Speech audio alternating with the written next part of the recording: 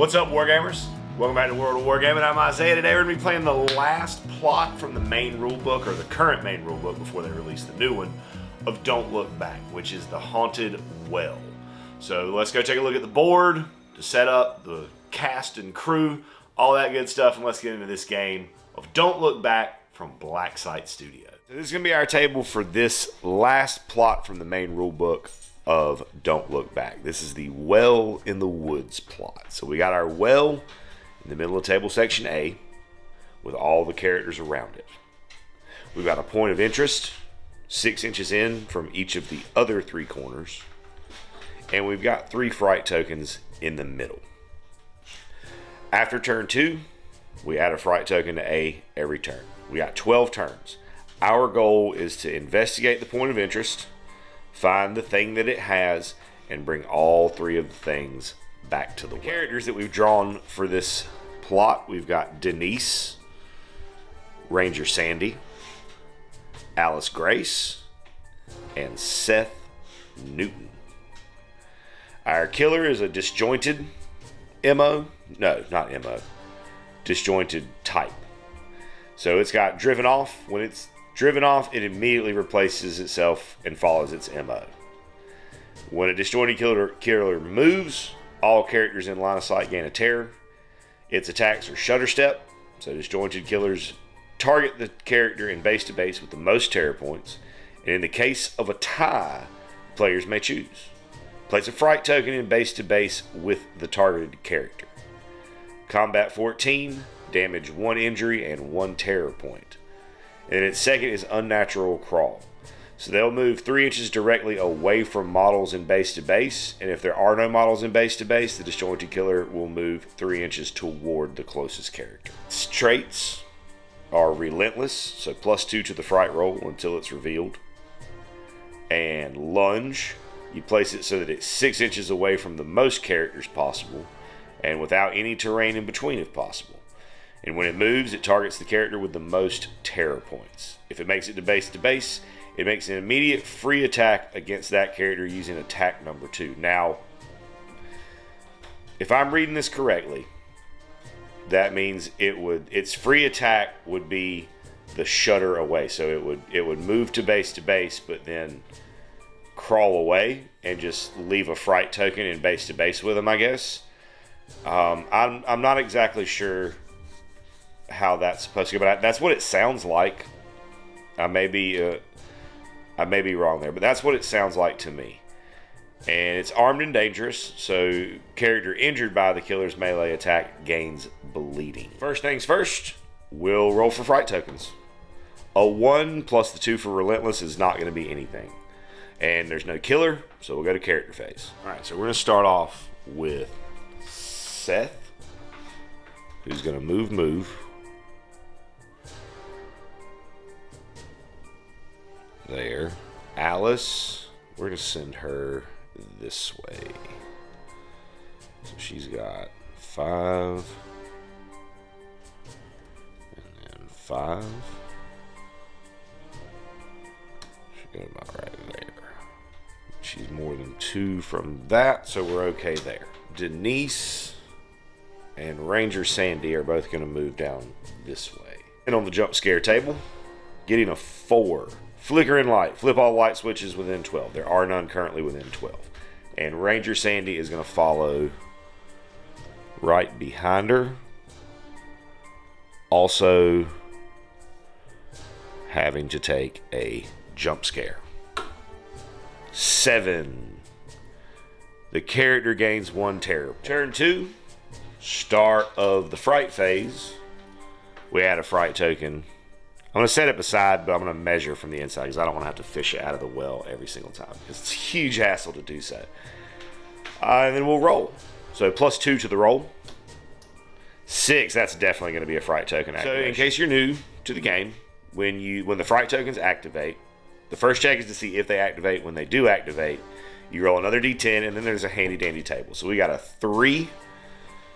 So this first token will remove itself, and then the lights will flip. And then you roll on that chart for each of the tokens. I'm going to roll for these other 3 off camera, and then I'll show you what happens. Okay, so this fright token ends up moving into Alice, and the other 2 end up rolling themselves off the board. Still currently no killer, because when I rolled for this one, it was not the last fright token. So, no killer to deal with. So back to characters. So we'll start with Seth, who's going to get a point of terror for activating within 4 of that fright token. You know what, I'm going to be cheeky here. So I'm going to move.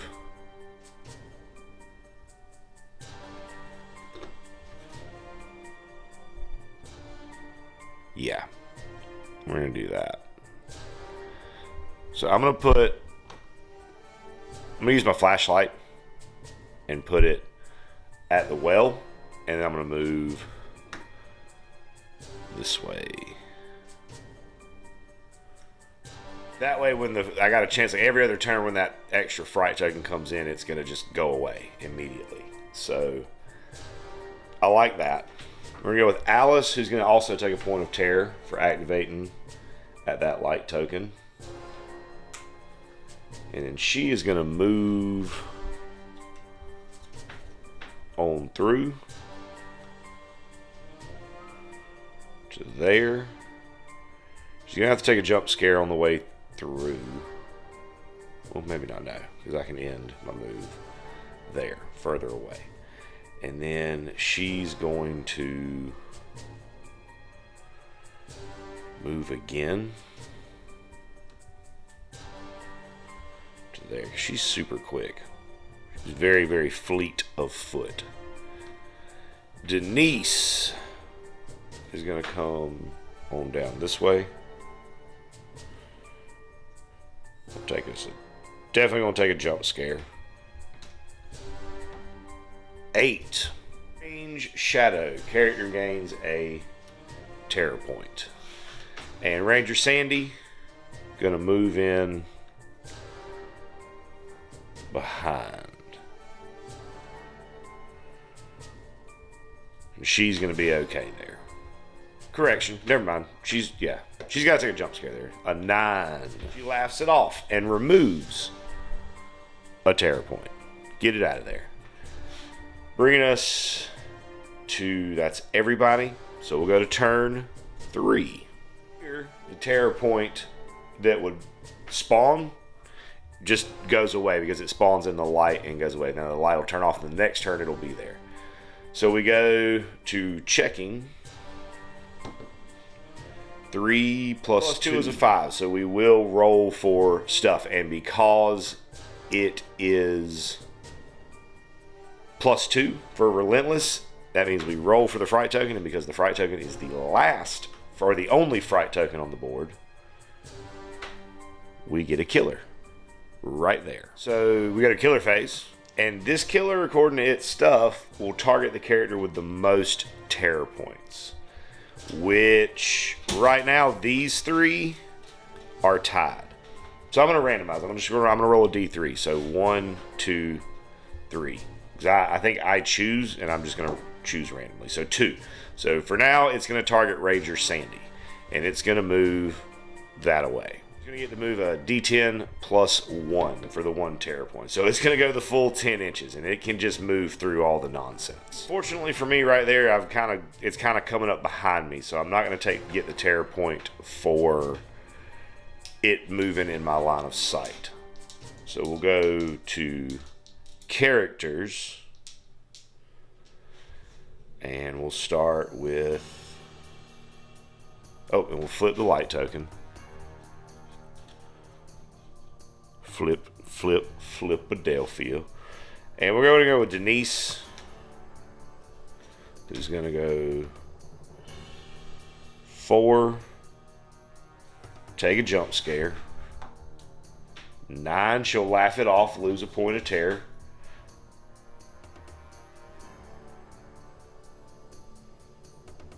And I'm sorry, I had that last roll wrong because Sandy didn't currently have a terror on it. So it would be Denise. And Denise loses a point of terror. And then she'll move on towards here. Sandy is going to move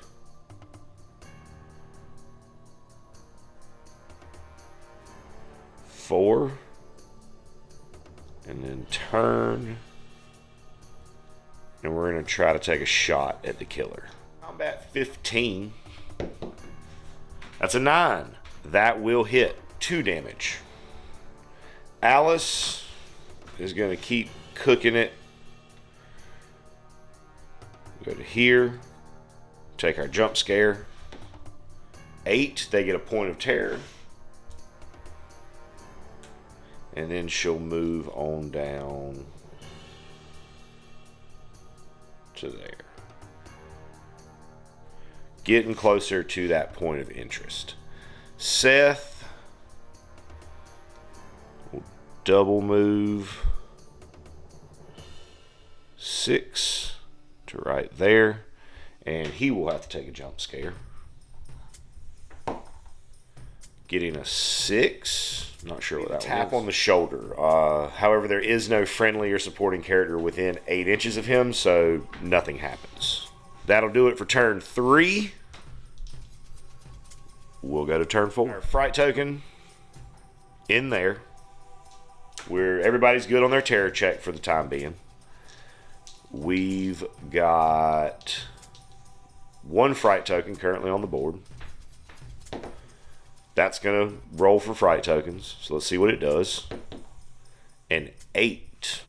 Move it 6 inches towards the closest character, which I think is probably Seth. Let me measure that out, though. That fright token will move 6 inches towards Seth. He was a couple of inches closer than Ranger Sandy. And we'll go to the killer phase. At this point, killer's activating. Alice currently has the most terror points. So it will move to Alice for 3 inches because it gets an extra inch for I did forget something. He needed to make a trip test for that second move because she has a terror point. 18, she's good. Same with Sandy. Good. And same with Denise. And she's okay. Just barely, but she didn't have any, so Seth was the other one, and he's good.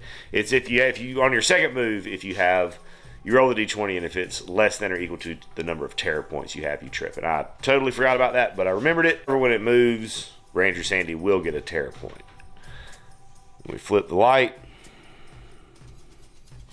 and go to character phase. So Seth, double move to the point of interest. He's going to have to take a fear test, and he's going to have to take a trip test. So, jump scare. 9, he loses a point of terror, laughs it off, and doesn't have to do that at that point because he doesn't have any terror on him for the second move. Alice is going to move. She'll have to take a jump scare. 1. Lunge. So, killer goes into base to base with her. Makes a free attack with its second attack, which is the unnatural crawl. So it'll crawl 3 inches away from it. In line of sight because it came in behind me when it moved. I guess because that was the most direct path to me. So no terror for when it moves. Denise is going to use Daddy's cell phone. So we're going to roll. We need a 6+ on this d20. 16. So we're going to place a supporting character in the middle of her board section, which is going to end up drawing the killer away from Alice. And then we're going to investigate. So I got an awareness test to make here. She's not particularly aware.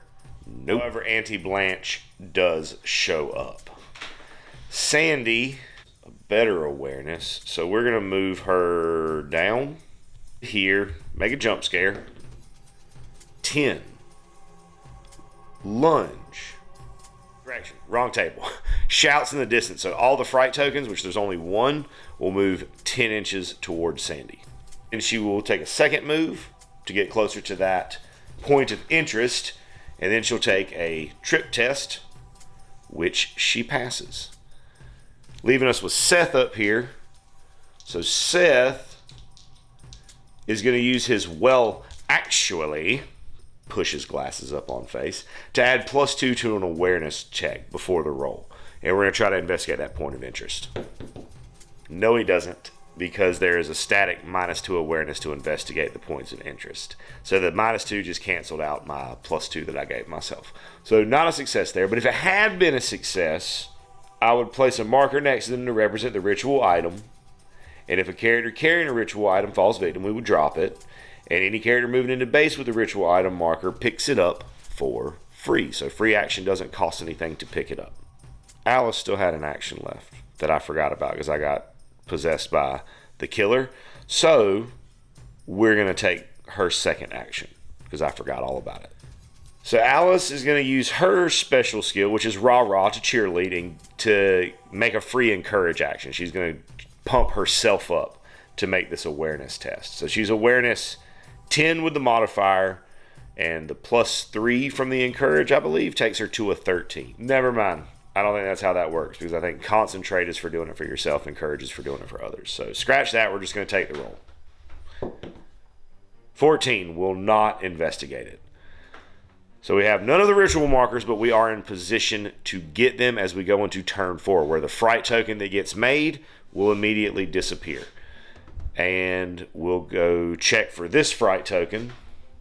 Turn 4. Yeah, definitely going to roll for it. See what it does.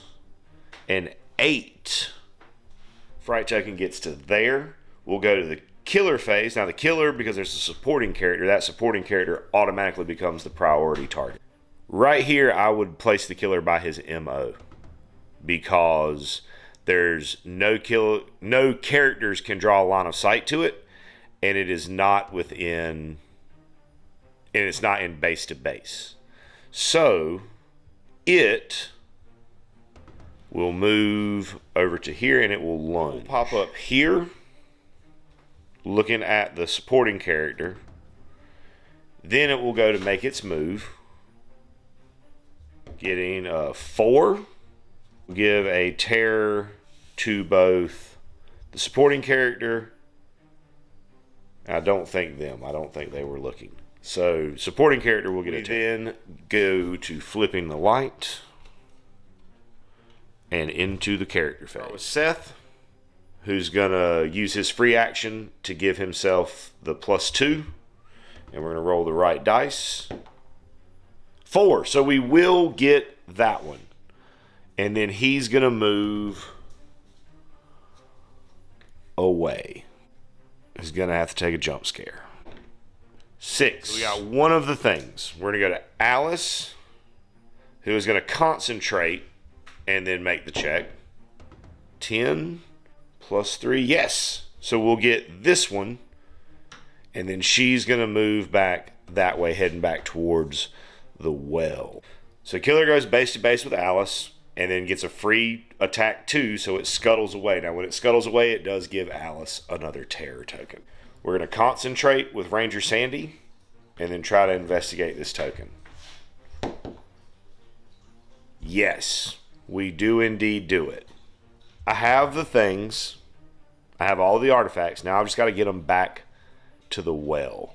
Denise is just going to move out. She's going to have to take a jump scare in the process of doing that. 1. So, all right, so she'll move to here. The killer will then lunge at her and then back away with its free attack. I think this killer is just kind of built and meant to just like scare you off the board. It's got kind of that ringy, grudgy vibe. And then a terror point for moving in their line of sight. Just lunging in on me and just tearing my face off. And then she's still got a move left, so she's going to go another 4 up this way. Turn 5, we make a new fright token, and we roll for fright tokens. Oh, we're actually not going to have to activate them this turn, because I would need a 3+ on turn 5, and because the killer's on the table, there's no modifier there. So we go to the killer phase, where the killer will be targeting my supporting character. So we'll see how far the killer moves. 5 inches should be 6 inches because of the terror token there. Should be plenty. So we'll move there. And actually, she would also have another terror token because they have a 360 range of sight. So terror token there, terror token when it moves. So that's going to make her flee at the, I guess during the fright phase. And then he'll back off 3 inches this way. And we'll go to our characters. So Seth is going to just haul himself this way. He's got clearance to not have to take a jump scare there. Oh. Denise is going to run, but she is going to have to take at least 1 jump scare. 5. Take our jump scare. 2. Eerie sounds. Make an awareness test. If I fail, I trip. 9, I'm good. I don't trip. So then I'm going to run another 5. And have to take a trip test with 3 terror. We're good. Sandy down here, she's going to run around this way. She's going to have to take a jump scare. 1, so lunge. Okay. So killer lunges. Lunges and then free a thing. So steps away. 3. And Sandy will get a terror token when it moves. And with her second action, her long action, Sandy is going to take a breath and remove a terror token. Denise is going to get a terror token, first of all, for activating within 4 of the fright token. But she'll lose a terror token for activating within the supporting character. I think she's actually gone. I don't think she's there right now. So she'll just gain a terror token. I had to read that again. I think she was gone once she hit her mark. So then Denise is going to move 4. Take a jump scare. Getting a 4. It's within 12 to flicker. She's going to try to call Auntie Blanche again. Which she does. Just barely, but she does. So Auntie Blanche is going to show back up right there. Because I need that killer to not be going for Sandy. Which it wouldn't be because she doesn't have the most terror. But still, I don't like that. So we got to try to figure out a way to get on through here. That's going to do it for turn 5. We'll go to turn 6. Add our fright token. And then from turn 6 on, we always roll for fright tokens. So those 2 are probably furthest away from me right now. So for the first one is a 7. It'll move 6 towards the closest, which is going to be either, I think, Seth. And we'll go ahead and see what the second one does. 5, same thing. Both of those will move towards Seth. We will then go to the killer phase, where it will target Blanche, Auntie Blanche. Oh, wait, sorry, got to roll for this fright token. Getting ahead of myself. 8. 6 inches towards the closest, which would be Denise. Now our killer will move on Auntie Blanche. 9 inches, that's plenty. So it moves, gets there, gets a free attack with its second. So it backs away 3. That's 2 terror tokens for moving in line of sight. With its second, it will move back to Blanche, which will give her 3 terror, which will make her run away from the board again. So I saved myself at least a turn there. We'll see how well that pans out for me. Our light will flip, and we'll go to me doing stuff. On Seth's card, it doesn't say that the flashlight is a quick action or something. So does that mean that I can just use it? I'm gonna say yes, because everything else says as a quick action or as a long action or whichever, and it doesn't say anything. So I think that means I can just do it. So we're gonna put that flashlight token right there and get rid of those 2 fright tokens. Seth will then move his 3 inches this way. Alice is gonna move her 5, steering clear of that terrain, just kind of skirting it down the middle, and then she's going to move another 5. So that's 3 and 2. Trip test on that second one. I'm good.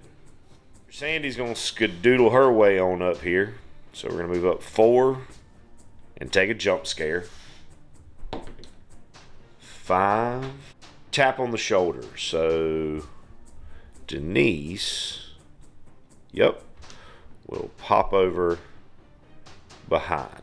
I messed up earlier on Seth. He should have 2 fright tokens from the taps on the shoulders where there was nobody there. I missed that part.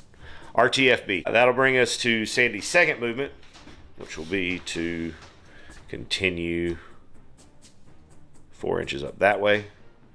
We'll go to Denise, who's going to move 4, take a jump scare for that one. She gains a terror point, and then she will move another 4. This way. Just kind of running with Ranger Sandy. And that will do it for me for turn 6. We'll go to turn 7. Roll for our lonely fright token. The fright token that was spawned up there doesn't happen because the light's on. 9. We roll for killer stuff. Roll a d10. And the killer has 2 wounds on it. 3, so it is greater than, so the killer will become enraged. No characters had line of sight on the killer, so it lunges up this way, 6 inches away from her. And then we'll roll to move for the killer. 2 plus the 3 that are on Denise make a 5. Isn't going to be enough to get it into basic to base, so it won't be able to use its shutter step. However, it will use an unnatural crawl and move 3 inches towards the closest model. So that's going to be 2 terror tokens for Denise, because it moved twice in her line of sight, and it will probably also be 2 for Sandy. Sandy is going to run the other way. So she's going to come 4. She's going to take a jump scare. Getting a 7. Means a terror point on the 7. And then she's going to go another 4 this way. And then we'll see if she trips. She does not trip. Alice is going to move her 5. And then take a breath to shake a terror. Seth is going to double move his 6. Just got to get Sandy up. I may run down and like pass the thing off. I don't know. We'll see. Denise is going to stumble away too. We're going to check to see if she falls. She does not. So she's okay. She's going to just move again. She might end up being the sacrificial bit for this game. She's going to move forward to there. We go to turn 8. We do get a fright token in the well this turn. It's maybe, I think that one's probably a little bit further away from them than this one is from here. So we'll start with that one. On a 9, something will happen for the killer. He is still enraged. And then for this one down here, a 4, 6 inches towards the closest, which would be Ranger Sandy. We'll go to killer phase, where killer's gonna target Denise, and it's gonna go, yeah, anything that it rolled there was gonna get it into contact. So it moves. She takes a tear, and then it backs away. She takes a tear. It'll move back to her, and she will take a tear. She's got to try to shake some terror this turn, or she's just going to fall off the board and run away next time. That was killer phase. We'll go to character phase. Sandy will take a terror for the fright token that she's also near. On turn 8, I get to add a supporting character. So we're going to do that. To the center of the table, which was here. So Auntie Blanche shows up one more time. I'm going to leave that. That's going to stay the same. But we're going to get Auntie Blanche right there, coming back once again to try to help us. I think I forgot to roll for that fright token. it would have gone away. So Sandy took her fright token for activating, and then she's going to move 4. Oh, 4. Take a jump scare. 1, which is the lunge. Okay. So it's going to move to here, lunge to here, and then step away 3 to there.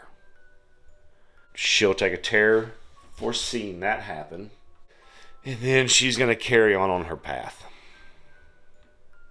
There's a supporting character for that thing to target. Denise is going to move this way 4 and then take a breath to shake one of the terror that she has so that she doesn't immediately run away next turn. So we're both going to move up to the well, stay in the light, and take a breath. We're going to turn 9, where nobody runs away, but they want to. The fright token that would spawn doesn't because the light token is over the well. Killer is going to be going at the supporting character, and that means that I'm going to be free to move into base contact with the well with all 3 of the artifacts and manage to disperse the curse that brought the killer to the woods. That was stressful. Which this game is always a little bit stressful. That's what makes it good. I know that I had a couple of slip-ups there. I apologize for that. Sometimes when things contradict, I don't know if contradict's the right word, but sometimes I just get confused playing this game. I don't think it's anything against the game. I think it's just my brain not wanting to do right, because I really do enjoy the game and the anxiety that it creates with the not knowing if you're going to be able to make it. It's just brutal and violent, and I love it. Thanks so much for tuning in, hanging out while we played some Don't Look Back today.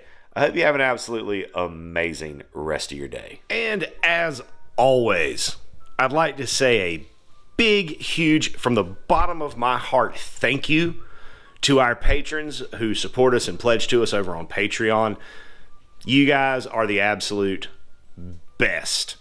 If you enjoyed the content you saw here today and that's something that you would like to consider doing to help out the channel, go over there, check out the link in the description, check out the Patreon. There's a lot of cool stuff over there, including access to our Discord server, talk to me, hang out with me, talk about our work, what we got going on in the hobby, some shout outs, all kinds of cool stuff. Check it out if that's something that you think you would be into. And regardless of whether or not you do that, I want you to know that I am incredibly grateful that you decided to stop by and spend part of your day with me today, rolling dice and pushing toy soldiers around.